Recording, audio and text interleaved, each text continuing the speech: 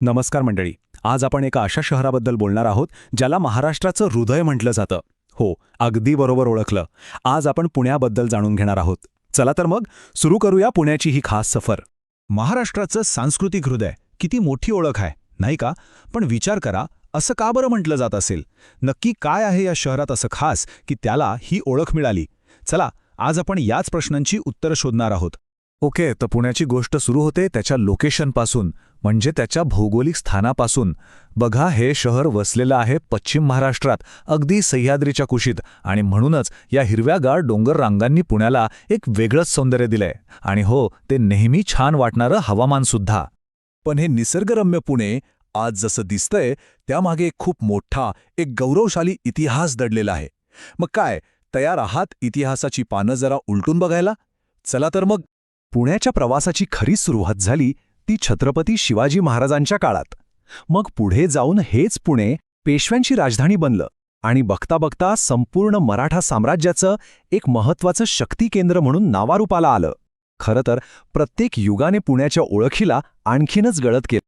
विशेष करून पेशव्यांच्या काळात, आणि त्यातही श्रीमंत बाजीराव पेशव्यांच्या नेतृत्वात, पुणे फक्त एक राजधानी नव्हतं, तर ते अक्षरशः संपूर्ण भारताच्या राजकारणाचं केंद्र बनलं होतं. याच काळात शहराचा खराखुरा विस्तार झाला आणि पुण्याची ओळख देशभर पसरली. तर सत्ता आणि राजकारण तर होतंच, पण यासोबतच पुण्याची आणखी एक ओळख आहे जी तेव्हापासून आजपर्यंत कायम आहे, आणि ती म्हणजे ज्ञानाचं केंद्र. आपण सगळ्यांनीच ऐकलं असेल, पुण्याला पूर्वेकडील ऑक्सफर्ड म्हणतात. पण ही ओळख काही उगाच मिळालेली नाही बरं का. यामागे अनेक वर्षांची ज्ञानपरंपरा आहे. आणि म्हणूनच आजही देशाच्या कानाकोपऱ्यातून विद्यार्थी शिक्षणासाठी पहिली पसंती पुण्यालाच देतात. आणि या भक्कम ओळखीमागे कोण आहे? तर पुणे विद्यापीठासारखी, COEP, फर्ग्युसन कॉलेज आणि सिम्बायोसिससारख्या दिग्गज शिक्षण संस्था. खरं सांगायचं तर या संस्थांनी फक्त विद्यार्थी नाही घडवले, तर आपल्या देशाचं भविष्य घडवलं आहे. ओके, तर ज्ञानाचा हा पाया इतका भक्कम होता की त्यावरच पुण्याच्या आजच्या आधुनिकतेची शानदार इमारत उभी राहिली आहे. चला, आता आपण पुण्याच्या ह्याच नव्या ओळखीकडे वळूया. जरा बघा तर पुण्याचा हा बदल कमाल आहे. विद्येचं माहेरघर ही जुनी ओळख तर कायम आहेच, पण त्याचबरोबर आज पुणे IT आणि स्टार्टअप्सचं हब म्हणूनही ओळखलं जातंय. आणि मला वाटतं हीच परंपरा आणि आधुनिकतेची सांगड पुण्याची खरी ताकद आहे. या नव्या ओळखीचं सगळ्यात मोठं प्रतीक काय असेल, तर ते म्हणजे हिंजवडी IT पार्क. हे फक्त एक ठिकाण नाहीये, तर हे लाखो तरुणांचं स्वप्नांचं, त्यांच्या आशा आकांक्षांचं केंद्र आहे. इथे इतक्या आंतरराष्ट्रीय कंपन्या आहेत की त्यामुळे रोजगाराच्या प्रचंड संधी निर्माण झाल्या आहेत. ठीक आहे, इतिहास बघितला, शिक्षण बघितलं, IT हब बघितलं, पण या सगळ्याच्या पलीकडेही पुण्याची एक स्वतःची वेगळी ओळख आहे. एक अशी ओळख जी इथल्या मातीत, इथल्या माणसांमध्ये खोलवर रुजलेली आहे, आणि ती ओळख आहे पुण्याच्या संस्कृतीची. मग प्रश्न हाच उरतो की या सगळ्याच्या पलीकडे पुण्याचा खरा आत्मा कशात आहे? अशी कोणती गोष्ट आहे जे पुण्याला खरं पुणे बनवते? याचं उत्तर मिळतं ते इथल्या संस्कृतीमध्ये.